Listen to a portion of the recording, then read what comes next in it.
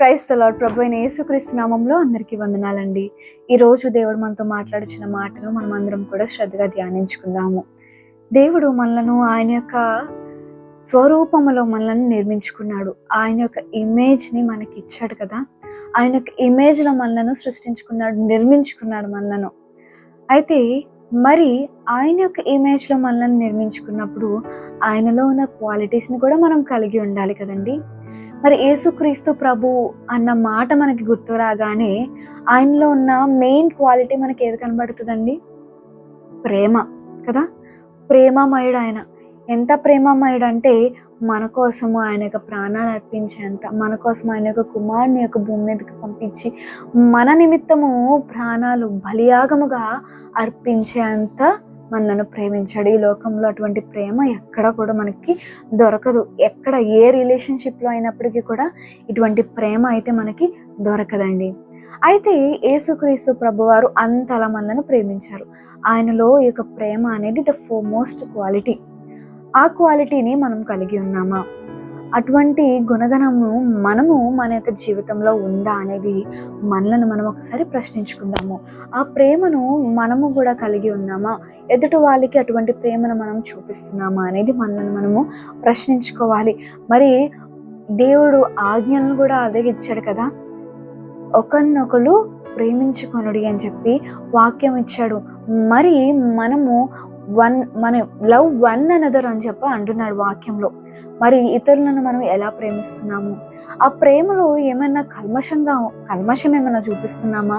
ఏమైనా స్వార్థపూరితమైన ప్రేమ మనలో ఉందా అనేది మనల్ని మనం ఒక్కసారి గమనించుకోవాలి. తెలియకుండానే కొన్నిసార్లు మనం స్వార్థంగా ప్రేమిస్తాము. ఎవరితో అయినా మాట్లాడినప్పుడు, ఎవరితోనైనా ప్రేమగా మాట్లాడినప్పుడు కొన్నిసార్లు స్వార్థంగా వాళ్ళ దగ్గర నుంచి మనం కొన్ని ఆశించి మనము ప్రేమిస్తూ ఉంటాము. అటువంటి ప్రేమలు ఉన్నాయా అంటే ఈ లోకంలో అటువంటి ప్రేమలు ఎక్కువగా కనబడుతున్నాయి. స్వార్థపూరితమైన ప్రేమలు ఎక్కువగా కనబడుతున్నాయి. అండ్ అలాగే చాలామంది ఎలా అంటే ప్రేమకు కూడా కొన్ని స్థాయిలు ఇస్తున్నారండి. మనకి ఏ స్థాయి ఉందని చెప్పి దేవుడు మనల్ని అంతలా ప్రేమించాడు. మనం ఆయన స్థాయికి మనము ఏమాత్రం సరిపోం కదా. ఆయన కాలు గోటికి కూడా సరిపోం మనం. ఆయన అంత పరిశుద్ధుడు, మనం ఎక్కడమండి, పాపులము మనము. మరి అయినప్పటికీ కూడా మన దేవుడు మనల్ని ప్రేమించాడు, అంత ప్రేమను చూపించాడు కదా. మరి మానవులమైన మనము మన ప్రేమలకు స్థాయిలు పెడుతున్నాం. చాలామంది స్థాయిలు పెట్టి ఓకే వీళ్ళు మా స్థాయి వాళ్ళ, ఓకే వీళ్ళు మా స్థాయికి సరిపోతారా అని చెప్పి వాళ్ళని ప్రేమించడము, అంటే వాళ్ళని ఎక్కువ ప్రేమించడము ఇలా చేస్తున్నారు. అటువంటి ఏమైనా మనలో ఉన్నాయేమో ఒకసారి మనం గమనించుకుందామండి. అటువంటివి ఉంటే మరి దేవుడు మనల్ని దేవుడు ప్రేమించడానికి మనం ఏమాత్రం అర్హులం కాదు కదా.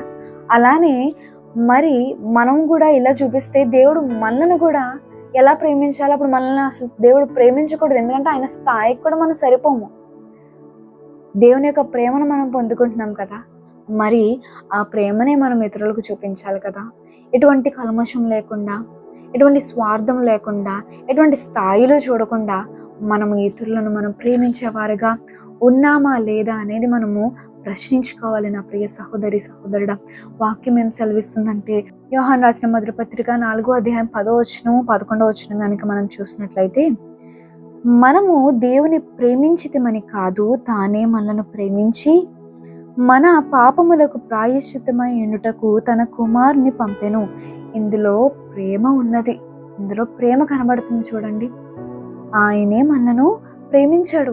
ఆయనే మన కోసం, మన పాపముల నిమిత్తమై ప్రాయశ్చిత్తం కోసము ఆయన ఒక కుమారుణ్ణి భూమి మీదకి పంపాడు. ఇది ప్రేమ. ఏమన్నా ఆశించాడండి దేవుడు మన దగ్గర నుంచి?